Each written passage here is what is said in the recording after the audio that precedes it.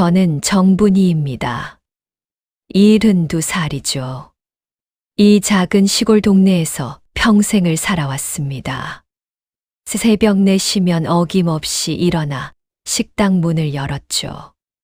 손님들이 아주머니 손맛이 최고야 라고 엄지를 치켜 세울 때마다 가슴이 뿌듯했습니다. 제 자랑거리는 도시에서 교사로 일하는 딸 소정이와 손녀 할인이었죠. 소정이는 어려서부터 공부를 잘했습니다. 서울 큰 대학에 합격했을 때 온 동네가 떠들썩했죠. 지금은 중학교에서 아이들을 가르치고 있습니다. 사위 도현이는 NGO 활동가였습니다. 늘 바쁘게 이곳저곳을 뛰어다니면서도 저를 볼 때마다 어머님, 건강하셔야 해요 라며 살갑게 대해줬죠. 처음 소정이가 도현이를 데려왔을 때가 생각납니다. 말끔한 차림에 예의 바른 청년이었죠. 소정이 눈을 보니 이미 마음이 가 있더라고요. 결혼식 날 소정이가 웨딩드레스를 입고 걸어오던 모습이 아직도 눈에 선합니다. 제 거친 손을 잡고 엄마 고마워요 라고 속삭이던 딸. 그날 저는 정말 행복했습니다. 할인이가 태어났을 때는 더 기뻤죠. 분홍빛 작은 손가락이 제 손을 꼭 쥐던 그 순간을 어떻게 잊겠습니까? 할머니 닮아서 예쁘네라는 소정이 말에 괜히 눈물이 났습니다. 명절이면 온 가족이 모였습니다. 제가 만든 잡채와 전을 맛있게 먹는 모습을 보는 게 낙이었죠. 도현이는 설거지를 도와주며 어머님 요리 솜씨는 정말 최고예요 라고 칭찬했습니다. 할인이는 제 무릎에 앉아 제잘거렸죠. 이렇게 소박하지만 따뜻한 일상이 제 삶의 전부였습니다. 새벽부터 밤늦게까지 식당에서 일하는 게 힘들긴 했지만 가족들 생각하면 힘이 났죠. 손님들과 나누는 정겨운 대화도 즐거웠습니다. 동네 사람들은 저를 부러워했습니다.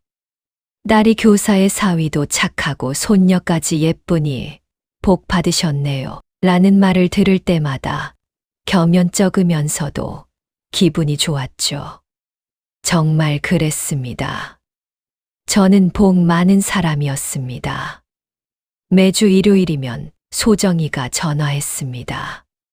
엄마 건강해 하는 목소리만 들어도 일주일 피로가 사라졌죠. 가끔 영상통화로 할인이 얼굴을 보여줄 때면 화면에 대고 뽀뽀를 했습니다. 할인이가 할머니 사랑해 라고 말하면 가슴이 먹먹해졌죠. 제 일상은 그렇게 평화로웠습니다. 아침엔 된장찌개 끓이는 냄새가 식당을 가득 채웠고 저녁엔 단골 손님들과 막걸리 한 잔 기울이며 하루를 마무리했죠. 힘들어도 행복했던 시절이었습니다. 그날도 평범한 화요일이었습니다. 점심 장사를 마치고 잠시 쉬고 있는데 소정이한테 전화가 왔죠. 엄마, 제가 몸이 좀 안 좋아서 병원에 가야 하는데 할인이 좀 봐주실 수 있어요. 목소리가 많이 지쳐 있었습니다. 당연히 가야지. 손녀 얼굴도 볼 겸 바로 버스를 탔습니다. 2시간 거리였지만 할인이 생각하니 설레더라고요. 버스 창밖으로 지나가는 풍경을 보며 할인이한테 뭘 해줄까 생각했습니다. 도현이네 집에 도착하니 문 앞에서 할인이가 기다리고 있었습니다. 할머니 하며 뛰어오는 모습에 피곤이 확 달아났죠. 작은 팔로 제 목을 꼭 안는 할인이가 너무 사랑스러웠습니다. 집에 들어서자마자 뭔가 달라진 걸 느꼈습니다. 거실이 완전히 바뀌어 있었죠. 새 소파에 대형 텔레비전 그리고 벽 한쪽을 가득 채운 장식품들. 예전에 왔을 때와는 확연히 달랐습니다. 특히 눈에 띄는 건 육아용품들이었습니다. 독일제 유모차에 이탈리아 브랜드 아기띠, 그리고 이름도 모를 외국 장난감들이 가득했죠. 저도 식당 하면서 젊은 엄마들 얘기 많이 들어서 압니다. 저것들이 얼마나 비싼지 말이죠. 도현이가 거실로 나왔습니다. 어머님 오셨어요? 소정이가 갑자기 컨디션이 안 좋아서요. 평소와 다름없이 친절했지만 왠지 어색해 보였습니다. 제 시선이 육아용품들에 머물자 서둘러 설명했죠. 아, 저것들은 제가 하는 NGO 활동으로 후원받은 거예요. 그럴 수도 있겠다 싶었습니다. 도현이가 늘 이곳저곳 봉사활동 다니니까요. 하지만 마음 한구석이 찜찜했습니다.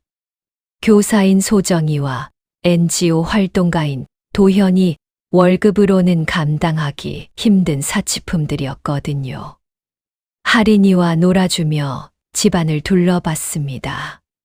주방에도 비싼 이유식 제조기며 소독기며 온갖 고급 제품들이 있었죠. 할인이 방은 더했습니다. 마치 백화점 전시장 같았죠. 원목 가구의 수입 침구 브랜드 옷들이 옷장에 가득했습니다. 저녁을 준비하면서도 계속 신경이 쓰였습니다. 제가 알던 소정이는 검소한 아이였거든요. 대학 때도 아르바이트하며 용돈을 벌었고 결혼 후에도 알뜰하게 살림했죠. 이렇게 갑자기 사치스러워진 게 이해가 안 됐습니다. 도현이는 저녁 내내 핸드폰만 들여다봤습니다. 가끔 메시지가 오면 얼굴이 밝아졌다가 어두워졌다가 했죠. 제가 말을 걸면 건성으로 대답했습니다. 평소 살가운 사위와는 달랐습니다. 밤 9시쯤 소정이가 돌아왔습니다. 얼굴이 많이 초췌했죠. 엄마, 고마워요. 많이 힘드셨죠? 소정이를 안아주며 물었습니다. 괜찮니? 병원은 갔어. 소정이는 고개만 끄덕였죠.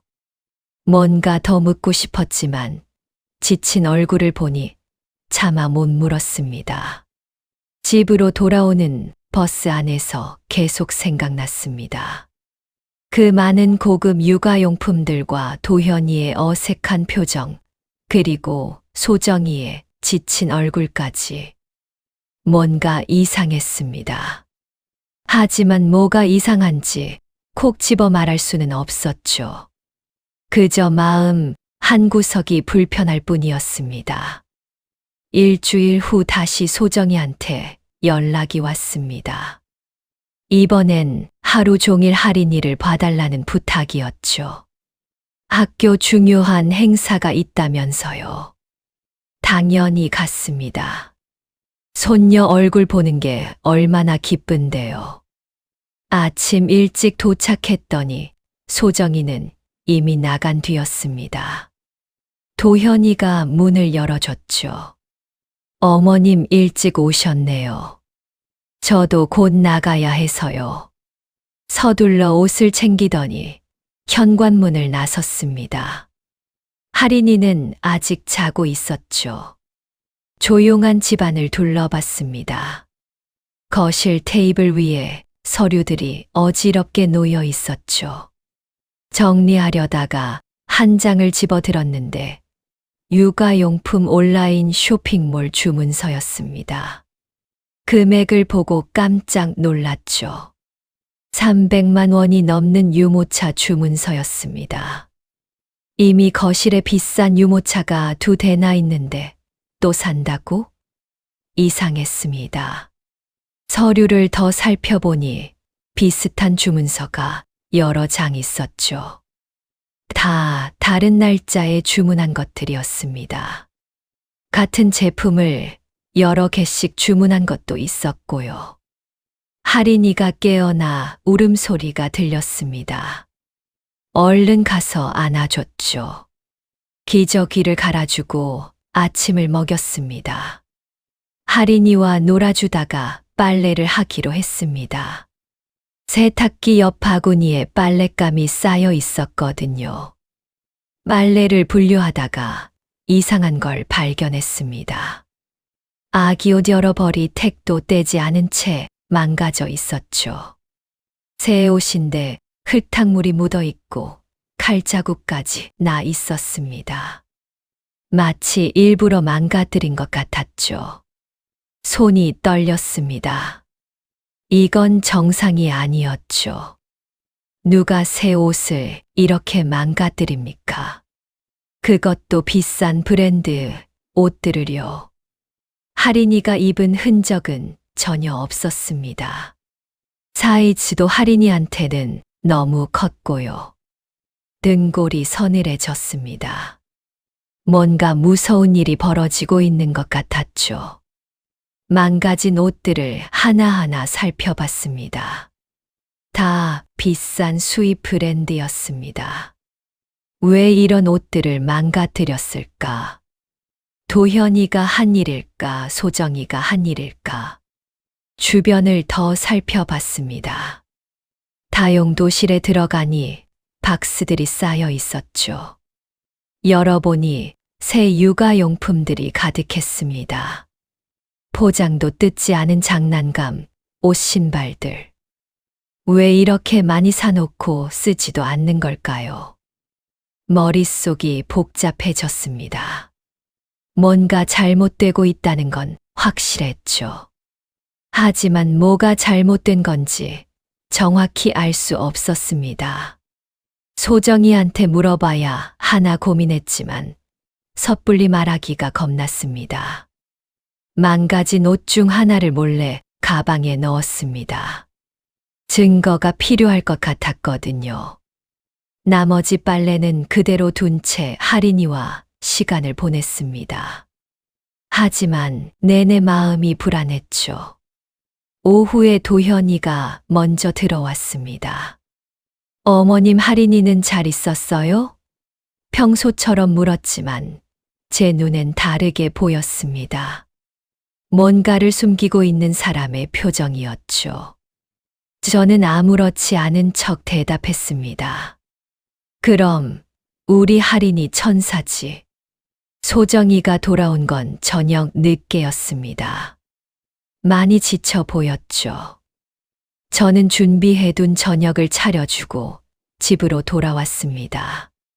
가방 속 망가진 아기 옷이 납덩이처럼 무거웠습니다. 이걸 어떻게 해야 할지 막막했죠. 집에 돌아와서도 잠이 오지 않았습니다. 새벽까지 뒤척이며 생각했죠. 내 딸에게 무슨 일이 벌어지고 있는 걸까? 도현이는 대체 뭘 하고 있는 걸까? 그 많은 육아용품들과 망가진 옷들의 비밀은 뭘까? 며칠 동안 고민했습니다. 소정이한테 직접 물어볼까 했지만 용기가 나지 않았죠. 혹시 제가 오해하고 있는 건 아닐까 싶기도 했고요. 그러다가 문득 소정이가 예전에 얘기했던 육아 커뮤니티가 생각났습니다. 동네 도서관에 갔습니다. 컴퓨터를 켜고 검색을 시작했죠. 소정이가 활동한다던 육아 커뮤니티를 찾는 데는 오래 걸리지 않았습니다. 회원 가입을 하고 들어가 봤죠. 게시판을 뒤지다가 도현이 이름을 발견했습니다. 아이디는 달랐지만 프로필 사진이 도현이었죠. 게시글들을 하나하나 읽어봤습니다. 충격적이었습니다. 도현이는 그곳에서 완전히 다른 사람이었죠. 오늘도 우리 할인이한테 좋은 걸 입혔어요. 이번에 후원받은 유모차 정말 좋네요. 아이 키우는 게 힘들지만 행복합니다. 이런 글들이 수십 개였습니다. 댓글들은 더 놀라웠죠. 정말 좋은 아빠세요. 부러워요. 어떻게 그렇게 좋은 물건들을 구하시나요? 사진들을 자세히 봤습니다. 제가 본 그 옷들이었습니다. 망가진 채 빨래 바구니에 있던 바로 그 옷들이죠. 그런데 게시글에는 할인이가 입고 금세 낡았다고 써 있었습니다. 거짓말이었죠. 할인이는 그 옷을 입은 적이 없었습니다. 더 충격적인 건 다른 글들이었습니다. 형편이 어려운 가정의 육아용품 후원을 받고 있습니다. NGO 활동을 하다 보니 좋은 분들이 도와주셔서 감사합니다. 이런 내용들이었죠. 댓글로 많은 사람들이 물건을 보내주겠다고 했습니다. 머리가 빙빙 돌았습니다. 도현이가 거짓말로 사람들을 속여 물건을 받고 있었던 겁니다. 형편이 어렵다고 동정심을 유발해서요. 실제로는 멀쩡히 돈 벌고 있으면서 말이죠. 개인 메시지함도 있었습니다. 궁금해서 들어가 봤는데 비밀번호가 필요했죠. 하지만 게시글 댓글만 봐도 충분했습니다. 수많은 사람들이 도현이를 칭송하고 있었죠. 헌신적인 아빠, 따뜻한 남편, 훌륭한 활동가라면서요. 해외에서 구하기 힘든 육아용품인데 어떻게 구하셨어요? 라는 질문에 도현이는 해외 봉사활동 때 알게 된 분들이 보내주셨어요. 라고 답했습니다. 정말 복 받으실 거예요. 라는 댓글이 수십 개 달렸죠. 그런데 이상한 점을 발견했습니다. 도현이가 올린 사진 중에 같은 물건이 여러 번 등장했죠. 다른 각도에서 찍었지만 분명 같은 물건이었습니다.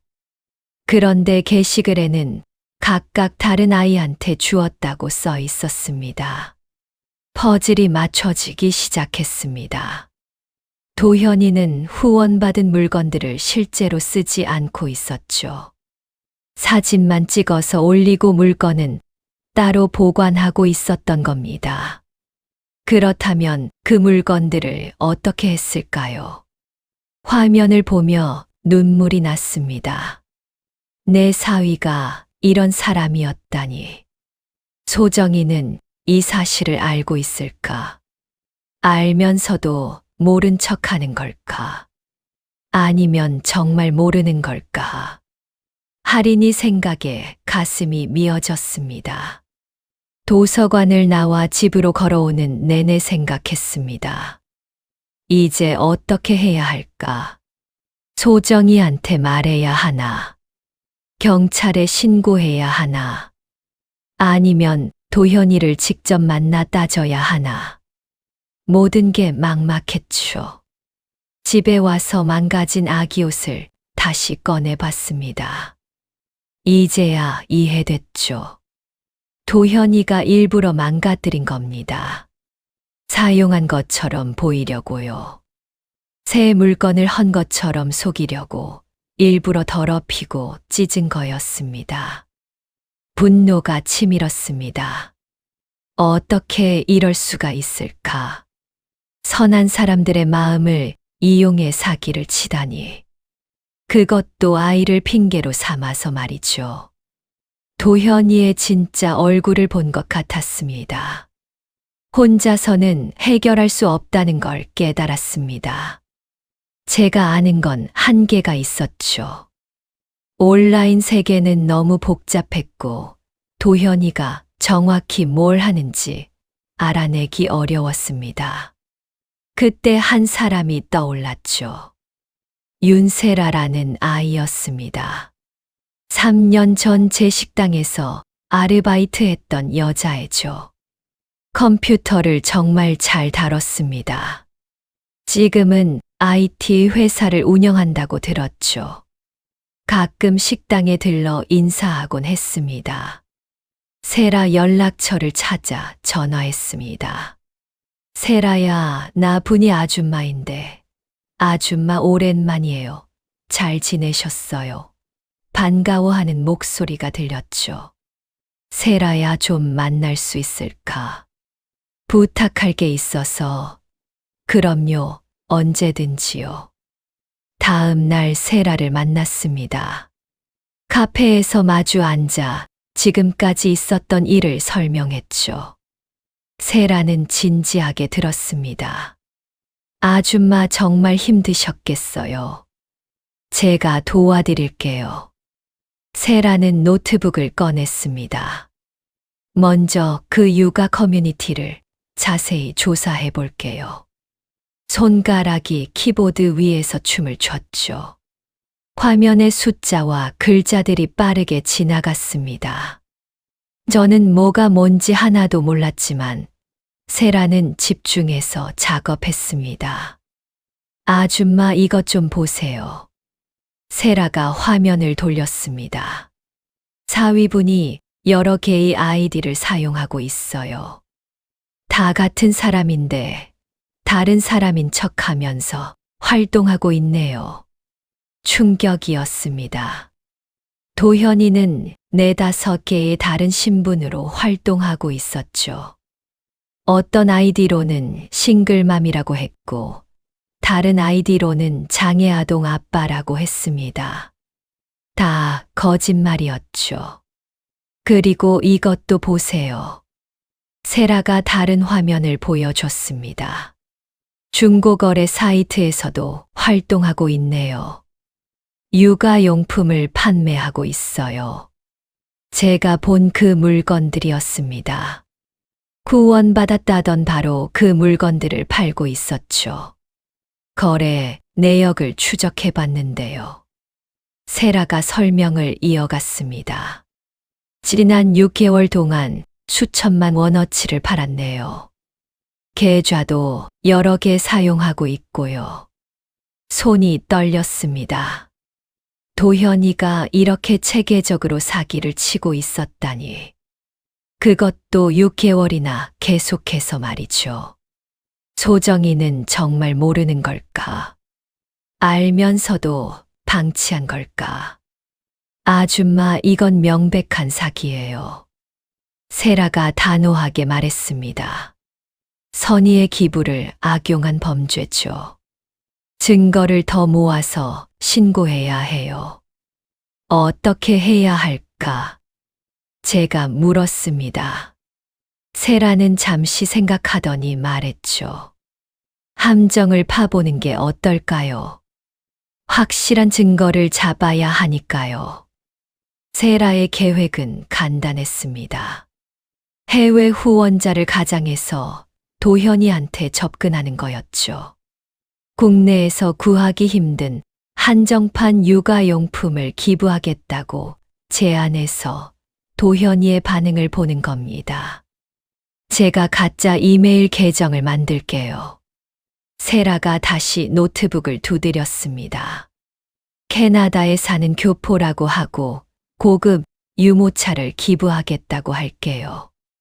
며칠 후 세라가 연락했습니다. 아줌마, 사위분이 바로 미끼를 물었어요. 엄청 적극적이네요. 도현이는 감사하다며 주소를 보내왔고 빨리 받고 싶다고 했답니다. 이제 실제로 만나는 장면을 잡아야 해요. 세라가 계획을 설명했습니다. 제가 아는 분한테 부탁해서 실제로 유모차를 준비했어요. 창고에서 만나서 거래하자고 할게요. 모든 게 영화 같았습니다. 제가 이런 일을 하게 될 줄은 꿈에도 몰랐죠. 하지만 진실을 밝히려면 이 방법밖에 없었습니다. 할인이를 위해서라도 도현이의 정체를 폭로해야 했죠. 그런데 아줌마, 세라가 조심스럽게 말했습니다. 따님은 정말 모르실까요? 같이 사는데 이런 걸 모를 수가 있을까요? 저도 그게 제일 무서웠습니다. 소정이가 알고도 묵인했다면 어쩌죠? 내 딸이 공범이라면 생각하기도 싫었습니다. 하지만 진실이 뭐든 밝혀야 했죠.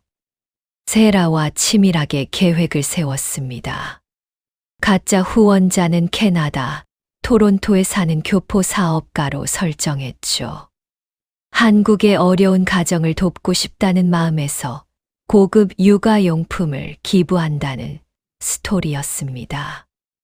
이메일을 한 통 더 보낼게요. 세라가 노트북을 두드렸습니다. 이번엔 스위스제 한정판 유모차 사진을 첨부해서요. 국내엔 정식 수입이 안 된 제품이라고 하면 더 관심을 가질 거예요. 예상대로 도현이는 즉각 반응했습니다. 정말 감사합니다. 저희 아이가 정말 좋아할 것 같아요. 언제 어디서 받을 수 있을까요? 답장이 왔죠. 거짓말이었습니다. 할인이는 이미 유모차가 2대나 있었으니까요. 세라가 답장을 보냈습니다. 한국에 잠시 들를 일이 있어서 직접 전달하고 싶습니다. 창고에 다른 물건들도 있으니 필요한 것 있으면 더 드릴게요. 도현이는 바로 만나자고 했죠. 약속 장소는 경기도 외곽의 한 물류창고였습니다. 세라가 아는 분이 운영하는 곳이라 빌려 쓸 수 있었죠. 여기 CCTV도 있고 제가 몰래 촬영도 할 거예요. 세라가 준비한 게 많았습니다. 약속 날이 다가왔습니다. 저는 창고 근처 카페에서 기다리기로 했죠. 너무 떨려서 커피잔을 제대로 잡을 수가 없었습니다. 세라는 창고 안에서 가짜 후원자 역할을 하기로 했고요. 도현 씨가 도착했어요. 세라가 문자를 보냈습니다. 저는 카페 창문으로 창고 입구를 바라봤죠. 도현이가 차에서 내렸습니다. 양복을 깔끔하게 차려입고 있었죠. 마치 중요한 비즈니스 미팅에 온 것처럼요. 창고 안으로 들어간 도현이를 상상하며 조마조마하게 기다렸습니다. 30분쯤 지났을까요? 세라한테서 전화가 왔습니다. 아줌마 다 끝났어요. 완벽하게 촬영했습니다. 세라를 다시 만나 영상을 확인했습니다. 도현이는 창고에 들어서자마자 물건들을 살폈죠. 와, 정말 좋은 제품들이네요. 이런 걸 기부해 주시다니 정말 감사합니다. 연기를 하고 있었습니다. 그런데 충격적인 장면이 이어졌습니다. 도현이가 전화를 걸더니 형 나야. 물건 확보했어. 예상보다 더 좋은 것들이야. 이번 건도 대박이겠는데 라고 말하는 거였죠. 브로커가 있었던 겁니다. 잠시 후 한 남자가 창고로 들어왔습니다. 오, 이거 진짜 스위스제네. 이거 150은 받을 수 있겠다. 유모차를 살피며 말했죠. 150만 원을 말하는 거였습니다. 공짜로 받은 물건을 그 가격에 판다니요. 근데 출처는 확실한 거지? 남자가 물었습니다. 당연하지. 해외 후원이라니까. 영수증도 없고 추적도 안 돼. 도현이가 자신만만하게 답했죠. 둘은 이미 여러 번 이런 거래를 해온 것 같았습니다. 세라가 숨겨둔 카메라가 모든 걸 담았습니다. 물건을 나눠 싣는 모습, 현금을 주고받는 모습, 그리고 다음 거래를 약속하는 대화까지. 도현이는 완전히 다른 사람이었죠. 제가 알던 착한 사위는 없었습니다. 이거 한 것만으로도 신고할 수 있어요. 세라가 말했습니다. 하지만 더 큰 그림을 그려보는 게 어떨까요? 세라의 눈이 반짝였죠. 공개적으로 망신을 주는 거예요. 저는 잠시 고민했습니다. 그냥 경찰에 신고하면 끝날 일이었죠.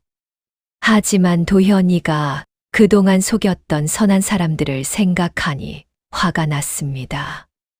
공개적으로 그의 정체를 밝혀야 한다고 생각했죠. 도현이가 제일 아끼는 게 뭘까? 제가 중얼거렸습니다. 그때 떠오른 게 있었죠. 맞다, 시상식이 있어. 도현이가 늘 자랑하던 지역사회 봉사상 시상식이 다음 달에 있었습니다. 거기서 폭로하는 거예요. 세라도 동의했습니다. 가장 영광스러운 순간에 진실을 밝히는 거죠. 그래야 제대로 된 교훈이 될 거예요. 계획은 정해졌습니다. 시상식에서 도현이의 정체를 폭로하기로요. 하지만 그 전에 더 많은 증거를 모아야 했습니다. 세라는 계속해서 도현이의 온라인 활동을 추적했죠. 아줌마 이것 보세요. 며칠 후 세라가 보여준 자료는 충격적이었습니다. 도현이는 지난 1년간 수억 원어치의 물건을 후원받아 팔았던 겁니다. 피해자가 수백 명이었죠. 이제 소정이한테 알려야 할 때가 왔다고 생각했습니다. 하지만 어떻게 말해야 할지 막막했죠. 내 딸이 받을 충격을 생각하니 가슴이 미어졌습니다. 그래도 모른 척할 수는 없었습니다.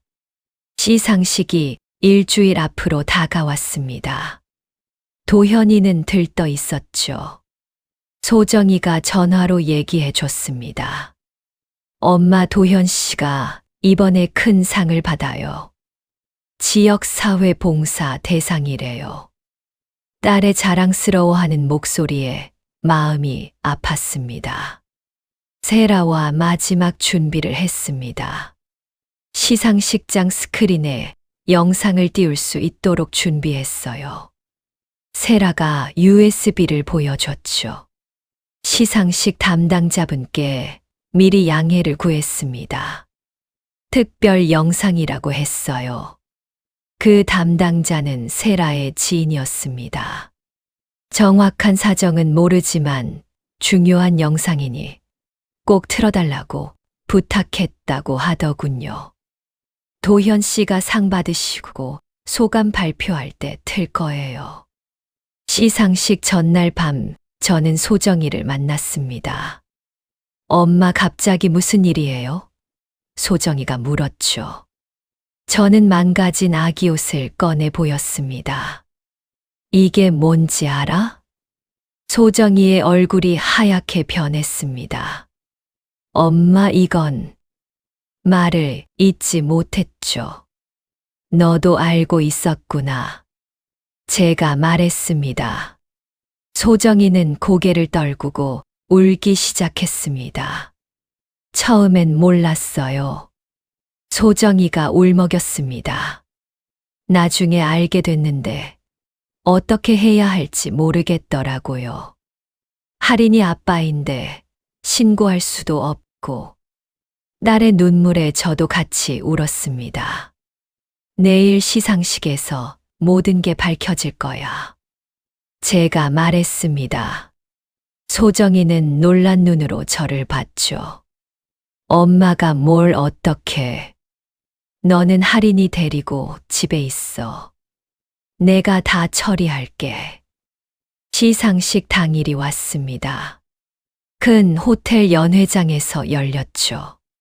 지역 유지들과 공무원들이 가득했습니다. 도현이는 단상 앞쪽에 앉아 있었죠. 깔끔한 정장에 환한 미소를 띠고 있었습니다. 사회자가 도현이를 호명했습니다. 올해의 지역사회 봉사 대상은 NGO 활동가 강도현 씨입니다. 박수가 쏟아졌죠. 도현이가 단상으로 올라갔습니다.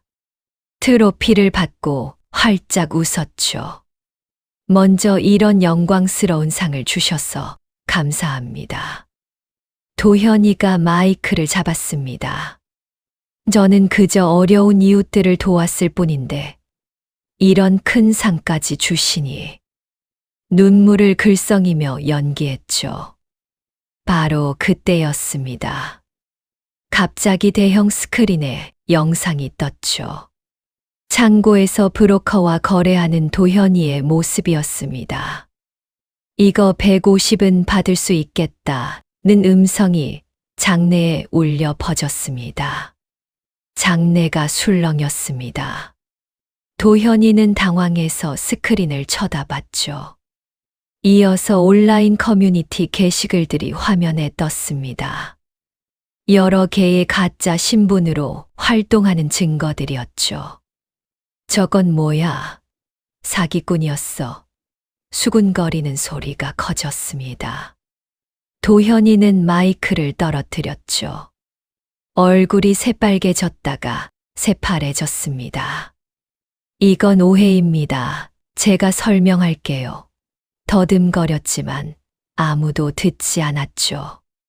세라가 준비한 마지막 영상이 나왔습니다. 피해자들의 증언이었죠. 정말 어려운 아이를 돕는다고 해서 보냈는데, 좋은 일 한다고 믿었는데 사기였다니 눈물 흘리는 사람들의 얼굴이 화면을 채웠습니다. 경찰이 들어왔습니다. 미리 신고해둔 상태였죠. 강도현 씨, 사기 혐의로 동행하셔야겠습니다. 도현이는 수갑을 차고 끌려갔습니다. 단상에 남은 트로피가 덩그러니 놓여 있었죠. 저는 조용히 연회장을 빠져나왔습니다. 밖에서 세라가 기다리고 있었죠. 아줌마 수고하셨어요. 이제 정의가 실현됐네요. 세라의 손을 꼭 잡았습니다. 고마워, 세라야. 네, 도움이 없었으면 못했을 거야. 집으로 가는 길에 소정이한테 전화했습니다. 끝났어. 이제 새 출발하자. 소정이는 한참을 울다가 말했죠. 엄마 정말 고마워요. 저 혼자였으면 평생 그 지옥에서 못 나왔을 거예요. 도현이가 구속된 지 한 달이 지났습니다. 언론에서는 연일 이 사건을 다뤘죠. 선한 기부자들을 속인 파렴치한 사기꾼, NGO 활동가의 두 얼굴, 이런 제목들이 신문을 장식했습니다. 재판 과정에서 더 많은 사실들이 드러났습니다. 도현이는 3년 전부터 계획적으로 사기를 쳤던 거였죠. 피해액은 5억 원이 넘었습니다. 선처를 호소했지만 결국 실형을 선고받았습니다. 소정이는 이혼 소송을 시작했습니다. 엄마, 저 이제야 숨 쉴 수 있을 것 같아요. 많이 야위었지만 눈빛은 예전보다 맑았죠. 하린이한테는 좋은 엄마가 될게요. 정직하게 살면서요. 세라는 이 사건을 계기로 온라인 사기 예방 프로그램을 만들었습니다. 아줌마 덕분에 좋은 일 할 기회를 얻었어요. 세라의 회사는 더욱 성장했고 많은 사람들을 돕게 됐죠. 피해자들에게는 일부나마 보상이 이뤄졌습니다. 도현이가 숨겨둔 재산을 찾아냈거든요. 완전한 보상은 아니었지만 그래도 다행이었죠. 많은 분들이 소정이를 용서해 주셨습니다. 소정이도 피해자였다는 걸 이해해 주신 거죠. 저는 다시 식당 일에 전념했습니다. 하지만 예전과는 달랐죠. 이제는 하린이가 자주 놀러 왔습니다. 소정이가 일할 때면 제가 하린이를 봐줬죠. 할머니 할머니 하며 따르는 하린이가 제 삶의 빛이 됐습니다. 어느 날 소정이가 말했습니다. 엄마 그때 용기 내주셔서 정말 감사해요. 엄마 아니었으면 저희 가족은 완전히 망가졌을 거예요. 나를 꼭 안아줬습니다. 너와 하린이가 행복하면 그걸로 충분해. 동네 사람들도 저를 다르게 봤습니다. 분희 씨 정말 대단하셔. 그런 용기를 내시다니. 칭찬이 쑥스러웠지만 한편으론 뿌듯했죠. 정의를 위해 나선 게 옳은 일이었다는 확신이 들었습니다. 하린이는 이제 5살이 됐습니다. 엄마와 할머니의 사랑을 듬뿍 받으며 밝게 자라고 있죠. 가끔 아빠를 찾기도 하지만 시간이 지나면 잊혀질 겁니다. 우리가 더 많은 사랑을 줄 테니까요. 소정이는 다시 웃을 수 있게 됐습니다. 학교에서도 예전의 열정을 되찾았죠. 엄마, 저 이번에 담임을 맡게 됐어요. 아이들한테 정직의 중요성을 가르치고 싶어요. 딸의 눈이 반짝였습니다. 저는 하린이를 무릎에 앉히고 이야기해 줍니다. 하린아, 세상에서 제일 중요한 게 뭔지 아니? 정직하게 사는 거야. 거짓말은 결국 들통나게 돼 있단다.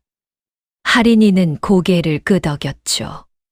가끔 그 시절을 돌이켜봅니다. 만약 제가 모른 척했다면 어떻게 됐을까? 아마 도현이는 계속 사기를 쳤을 거고 더 많은 피해자가 생겼겠죠. 소정이와 하린이도 불행했을 겁니다. 식당에서 일하며 손님들과 이야기를 나눕니다. 분희 씨 따님은 요즘 어떠세요? 잘 지내요. 이제 홀가분하게 새 출발했죠. 모두들 소정이를 응원해 줍니다. 좋은 이웃들이 있어 감사하죠. 세라도 종종 들러 안부를 묻습니다. 아줌마 하린이 정말 많이 컸네요. 하린이는 세라를 이모라고 부르며 따릅니다. 세라는 하린이한테 컴퓨터도 가르쳐주고 선물도 사주죠. 이제 저희 가족은 평온을 되찾았습니다. 상처는 남았지만 시간이 치유해 줄 겁니다. 중요한 건 진실을 마주할 용기를 냈다는 거죠. 그리고 서로를 지켜냈다는 겁니다. 저는 오늘도 새벽에 일어나 식당 문을 엽니다. 뜨거운 된장찌개를 끓이며 하루를 시작하죠. 이제는 불안하지 않습니다. 우리 가족이 올바른 길을 걷고 있다는 걸 아니까요. 하린이가 크면 이 이야기를 해줄 겁니다. 할머니가 어떻게 용기를 냈는지, 엄마가 어떻게 극복했는지를요. 그래서 하린이도 정직하고 당당한 사람이 되길 바랍니다. 그게 제 마지막 소원이죠. 오늘도 황금들녘과 함께 해주셔서 감사합니다. 이 이야기가 여러분 마음에 작은 울림이 되었다면 좋아요와 구독 그리고 알림 설정 부탁드립니다. 잊지 못할 순간, 마음에 남는 말, 누군가와 나누고 싶은 경험이 있다면 댓글에 이야기를 들려주세요. 더 따뜻한 황금빛 이야기로 다시 찾아뵐게요. 건강한 하루 보내세요.